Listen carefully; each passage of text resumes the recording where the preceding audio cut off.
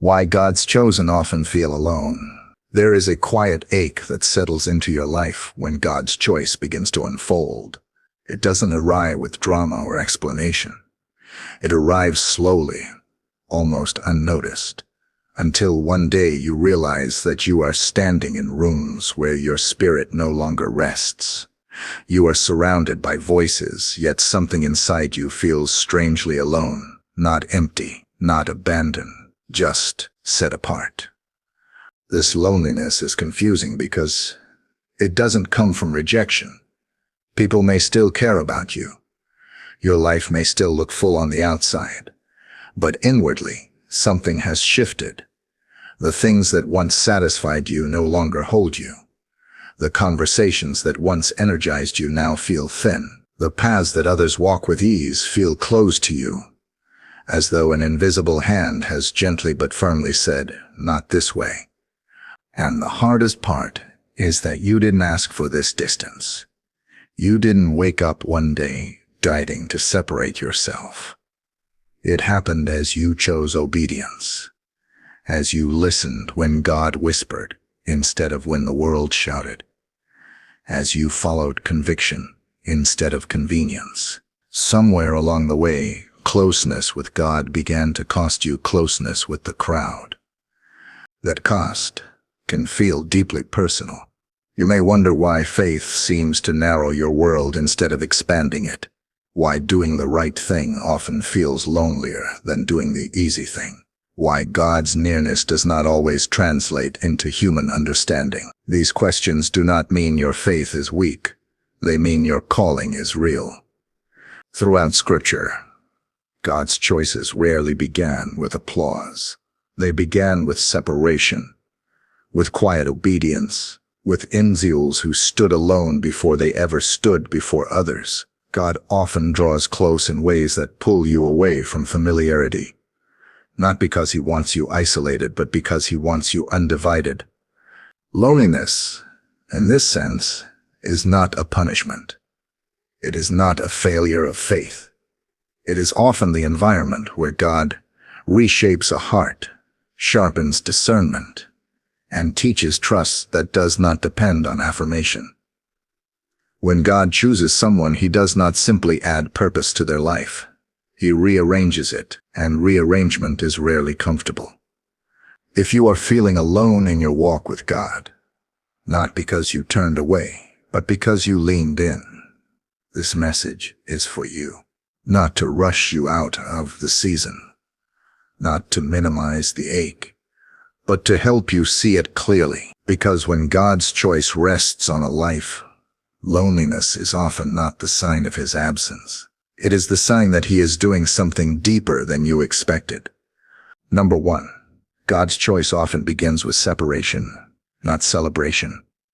When God's choice begins to rest on a life, it rarely starts with affirmation from people. More often it begins with a quiet separation that feels confusing and uninvited. You don't wake up one day deciding to pull away.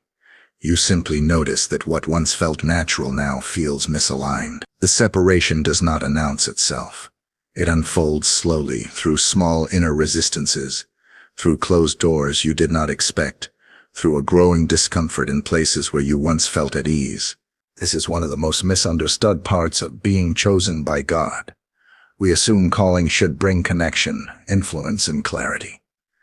But in Scripture, God often separates before he reveals. He removes before he assigns. He pulls people away from the familiar before he leads them into purpose. And when that separation begins, it often feels like loss rather than direction. You may feel as though you are being edged out of spaces you once belonged to. Not rejected outright, but quietly displaced. Conversations continue without you. Priorities shift. You realize you no longer fit into rhythms that once defined your life. And because this separation does not come with explanation, you are left to wrestle with its meaning alone. This is where loneliness enters. Not because God has withdrawn, but because he is claiming your attention in a deeper way. Separation strips away the noise that once validated you. It forces you to confront who you are, without the constant presence of others. And that confrontation can feel unsettling, even painful. In the Bible, those God chose were often called to leave something behind. Before they were ever shown what lay ahead, familiar land, familiar relationships, familiar identities. God did not rush to comfort them with details. He asked for trust first. The loneliness that followed was not evidence of abandonment. It was evidence of transition. Separation is the soil where obedience takes root. When God chooses someone, he cannot allow their direction to be determined by comfort or consensus. So he creates distance, not to punish, but to focus, not to isolate, but to prepare. And though the process feels quiet and heavy, it carries intention.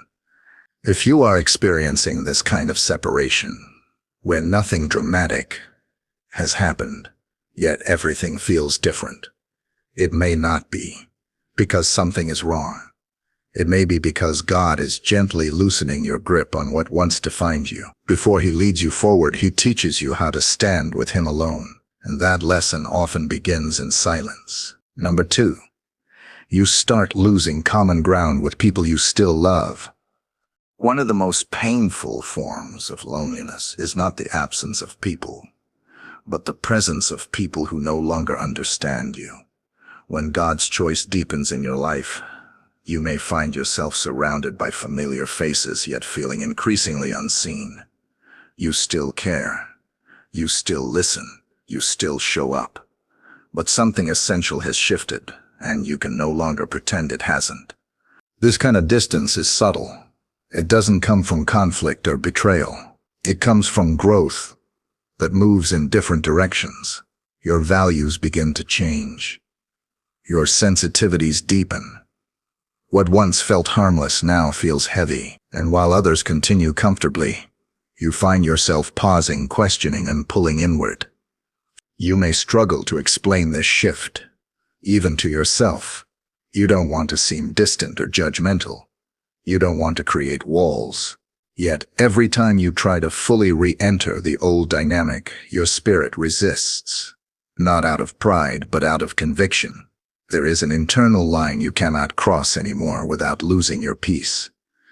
This creates a quiet grief. You mourn connections that are still technically there, but no longer mutual in depth. You realize that being understood is no longer guaranteed, even among those who love you, and that realization can feel deeply lonely.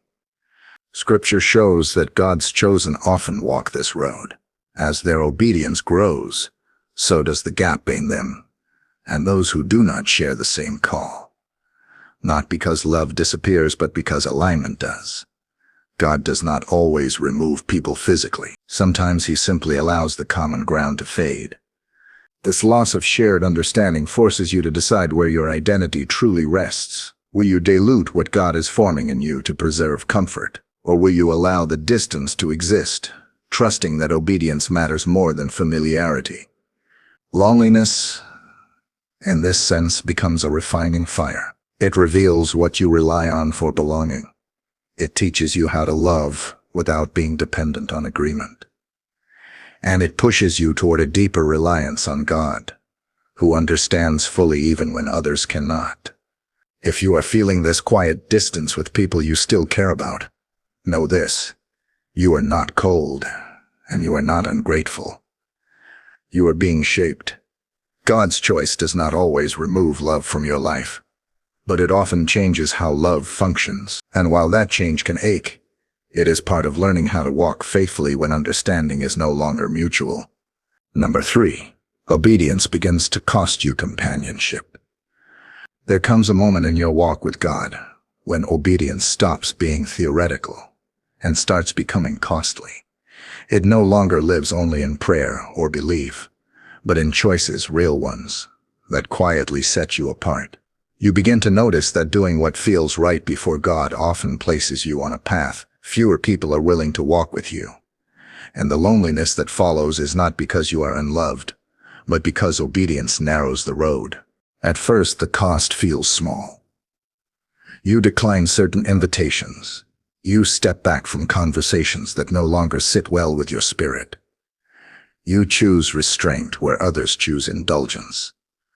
These decisions may seem insignificant, but over time they accumulate, and slowly the circle around you begins to thin. What makes this loneliness difficult is that it is not dramatic. No one announces that they are leaving your life. There is no clear moment of separation. Instead, companionship fades quietly. People continue forward, while you remain still, unwilling to compromise your peace just to stay connected. You may find yourself watching others move easily together, while you stand alone, wondering why faith seems to cost you so much. This is the hidden weight of obedience. Scripture speaks often of blessing, but it also speaks of narrow paths and costly faithfulness. When God's choice rests on someone, He does not measure obedience by convenience. He measures it by surrender, and surrender often requires letting go of companionship that cannot follow where God is leading you. This does not mean obedience makes you superior. It means it makes you responsible. You begin to realize that certain relationships can only exist if you silence conviction. And the moment you refuse to do that, distance appears. That distance can feel like loneliness, especially when you wish things could stay the same. Yet obedience is never meant to isolate you from love. It is meant to anchor you in truth. God does not ask you to choose Him because He wants you alone. He asks because He knows that walking against conviction slowly erodes who you are becoming. So He allows the cost to surface early. If obedience has begun to thin your circle, do not assume you have chosen wrongly.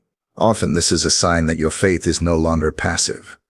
You are learning to walk with God even when companionship is not guaranteed. And while that road can feel lonely, it is also where trust becomes real. Not because others affirm your choices, but because you know who you are walking with. Number 4. God draws you into hidden places where few can follow. One of the most overlooked signs of God's choice on a life is the season of hiddenness that often follows. While others may move forward visibly, you find yourself drawn inward, away from recognition, away from momentum, away from places where your progress can be easily measured. This season can feel especially lonely because it lacks explanation and visibility. You may feel as though your life is slowed while everyone else's accelerates. Opportunities pass you by. Your voice feels unheard. Your faith grows quieter, deeper, more internal. And in the stillness, you begin to wonder if you have been forgotten. But hiddenness is not neglect. In Scripture, God often worked most deeply in the lives of those He led away from the spotlight.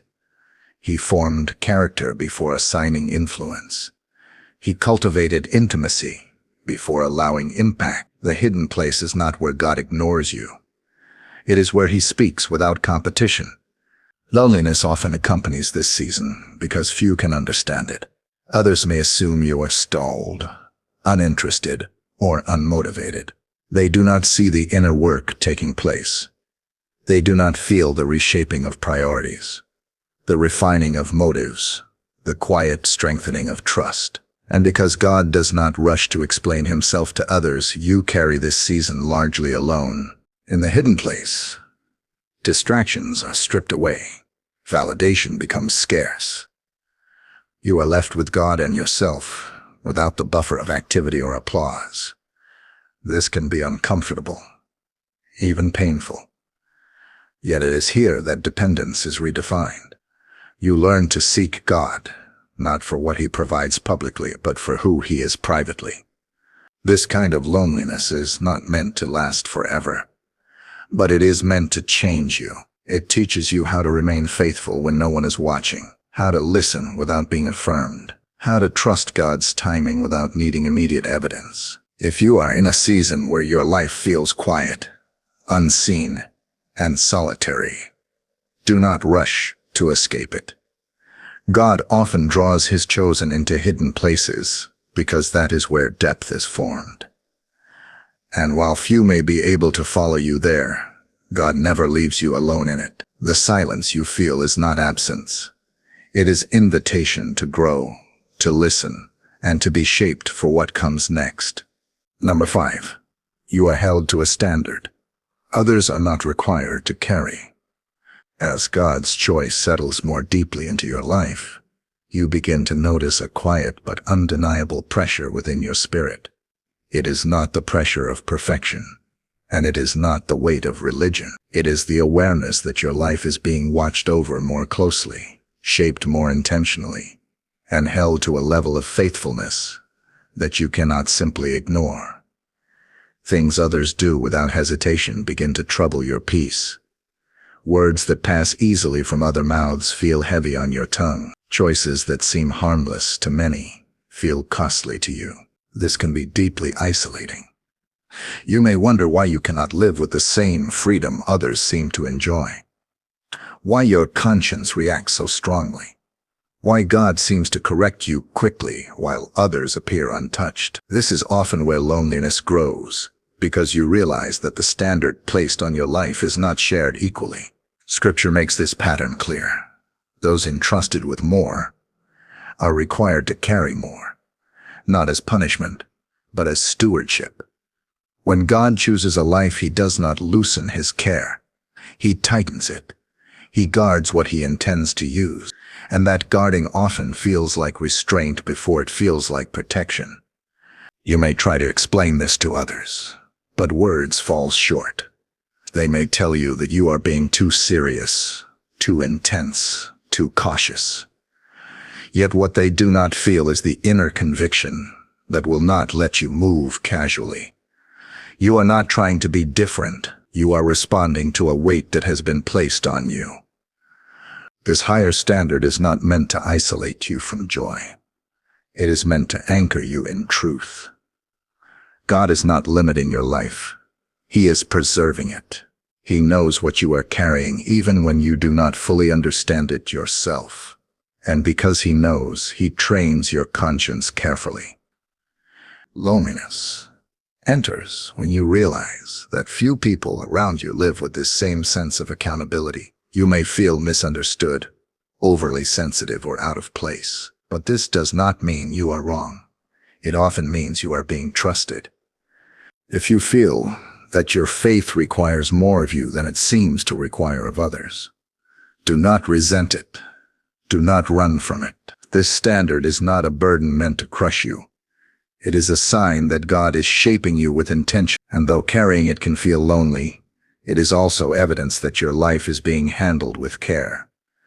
Number 6. You are misunderstood because God explains nothing to others. One of the loneliest realities of being chosen by God is learning that he does not always explain his work in you to the people around you. You may feel deeply guided, strongly convicted, and quietly certain about the direction you are walking. Yet from the outside, your choices look confusing, unnecessary, or even wrong. And God remains silent, not correcting their assumptions, not clarifying your path, not defending your obedience. This can be painful. You may wish God would speak up on your behalf, that he would justify your decisions, validate your restraint, or reveal the purpose behind your season. Instead, he often allows misunderstanding to linger. You are left to trust him without public affirmation. Being misunderstood creates a particular kind of loneliness. It isolates you not because people are absent, but because they are present without insight. You realize that explaining yourself only leads to more confusion, that defending your obedience drains your spirit, and slowly you learn to stop trying. Scripture shows this pattern again and again. God often chose to reveal his plans only to those walking closely with him. Others saw the actions, but not the reason. And those who were chosen had to live with that tension, knowing they were obeying God while appearing strange or misguided to others. This kind of loneliness tests where your confidence truly rests. Do you need to be understood to remain faithful? Or can you trust God enough to walk forward without explanation? When God chooses not to speak for you, he is not abandoning you. He is inviting you into deeper trust. Silence can feel like exposure, but it is also protection. God shields you from relying on approval that cannot sustain you. He teaches you how to obey without applause, how to remain steady when misunderstood, how to find security in His knowledge alone. If you are walking a path that few understand, and God seems content to let the misunderstanding remain, take heart. You are not unseen. You are not forgotten. You are simply being asked to trust that God's understanding of you matters more than anyone else's interpretation. And though that path can feel lonely, it is also where faith becomes anchored, not in agreement, but in surrender. Number 7. You learn to be alone without being abandoned. There is a moment, often after long seasons of quiet endurance, when something subtle begins to change inside you. The loneliness does not immediately disappear, but it loses its sharpest edge. You realize that while people may still be absent, you are no longer empty. The ache that once defined your solitude is slowly replaced by a steady awareness that you are being accompanied in ways deeper than human presence. This is one of the most sacred shifts in a life God has chosen. You begin to understand the difference between being alone and being abandoned. Abandonment carries fear, panic, and the need to escape. Solitude shaped by God carries clarity, honesty, and a growing sense of rest. You stop scrambling to fill the silence. You stop needing constant reassurance. You learn how to sit with God without rushing the moment away. This does not happen quickly. It is learned through staying when it would be easier to distract yourself, through praying when no one responds, through obeying when affirmation never comes. Over time, God becomes less of an idea you talk about and more of a presence you live with. His nearness stops being measured by emotion and starts being recognized through faithfulness. Scripture reveals that those closest to God often experienced Him most deeply in solitude. Not because God pushed others away out of cruelty, but because intimacy requires attention. In quiet spaces, motives are exposed, dependencies are revealed, and trust is rebuilt on something stronger than approval or belonging. You begin to notice that your inner life grows steadier. You are less reactive, less anxious about being overlooked, less desperate to be included. Community still matters, but it no longer defines you. You desire connection, but you are no longer undone by its absence. God becomes your reference point rather than the crowd. This transformation does not mean you stop feeling lonely altogether. It means loneliness no longer controls you. You learn how to carry it without being consumed by it. You learn how to walk faithfully even when companionship is limited. And in doing so, you discover a depth of relationship with God that could not have been formed in constant noise. If you have reached a place where you can be alone with God and still feel held, still feel anchored, still feel purposeful, recognize this for what it is. You have not been hardened. You have been strengthened. This is not the end of the journey, but it is a turning point. God has taught you how to stand with Him when no one else is near, and that ability will sustain you long after this season passes. Conclusion: when God's choice feels like loneliness. When you look back over the journey, you may realize that what once felt like abandonment was actually alignment. The separation, the misunderstandings, the quiet seasons, and the inner pressure were not signs that God had stepped away. They were signs that He was drawing closer in a way that required your full attention. God's choice does not always come with comfort. It often comes with rearrangement. He loosens your grip on what is familiar, so He can strengthen your grip on what is eternal. And in that process, loneliness can feel like a constant companion. But loneliness was never meant to be the message. It was meant to be the setting where trust could grow. You were not set apart to be emptied. You were set apart to be formed. Every moment of isolation refined your discernment. Every misunderstood decision clarified your dependence. Every quiet act of obedience strengthened your faith. God was not withholding community from you out of neglect. He was teaching you how to remain faithful without it. If this message reflects your own experience, Take a moment to honor the work God has already done in you. You have endured seasons that required patience without answers. You have obeyed without applause. You have stayed when it would have been easier to retreat. Those choices were not small. They mattered more than you know. Do not rush to escape the quiet. Do not envy paths that were never meant for you. And do not interpret loneliness as failure. When God chooses a life, He commits Himself to shaping it fully. And though that shaping often happens in solitude, it is never done without purpose. If this message spoke to your heart, take time to reflect on where God may be inviting you to trust Him more deeply. Share this with someone who feels alone in their walk of faith. And if you want to continue exploring the deeper work God does in hidden seasons, stay connected. This journey is not finished, and you are not walking it alone.